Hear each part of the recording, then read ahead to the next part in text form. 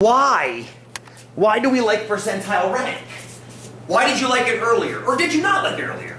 Maybe you didn't like it earlier when we talked about it with Max's weight. But what did it allow us to discuss? Why did we use it? Why do healthcare practitioners use it for that matter? Rachel, go. You said something about using it, it's like cumulative, right? Well, in that respect, yes. So it gives you an idea of where your child fits Out of all. when compared to other children. Good. Very nice. Very nice. These guys kind of do that, but not to the same degree. Like when you report a standard deviation, the standard deviation is 8. That means on average, your data point is 8 units away from 17. Now we can apply plus or minus 8 to 17, and I didn't ask you, oh, so on average, 95% of data is between what and what? And you could say, oh, it's between 1 and 33.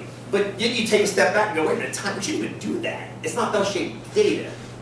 So this, I like to call this absolute position because absolutely the difference is 8 on average from 17.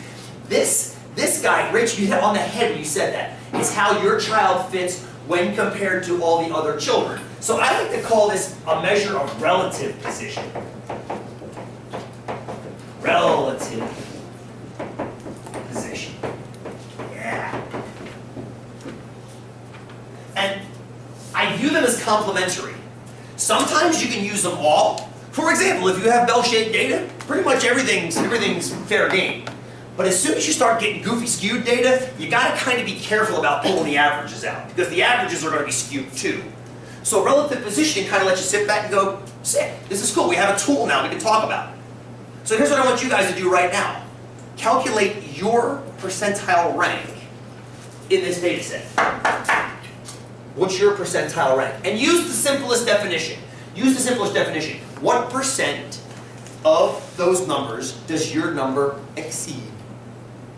Now, this might be helpful to know before you jump into that. It would be helpful if the data is... It would be helpful if the data that you had in your TI was what? Organized least to greatest. There's a quick way to do that. A little trick we can show you.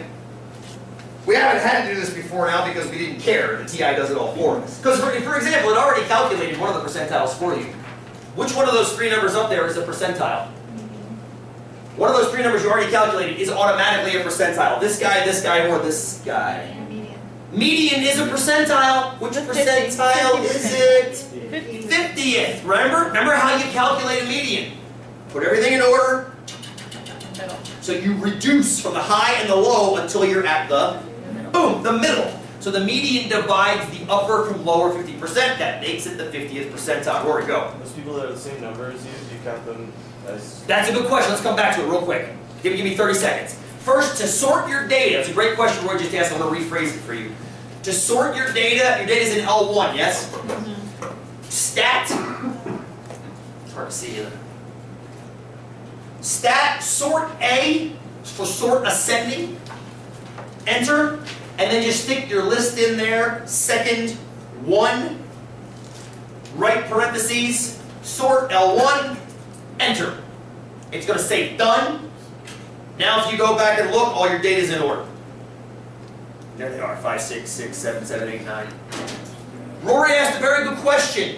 How should we deal with people that are the same as you in your group? Let's all calculate the percentile rank the same way for now. And that means just count the ones that are lower than you, so they wouldn't get counted, because they're the same as you. Does that make sense? Now, I want to come back to that question momentarily, because there isn't one uniform accepted definition of how to calculate it. But you guys calculate your own based on that one for right now.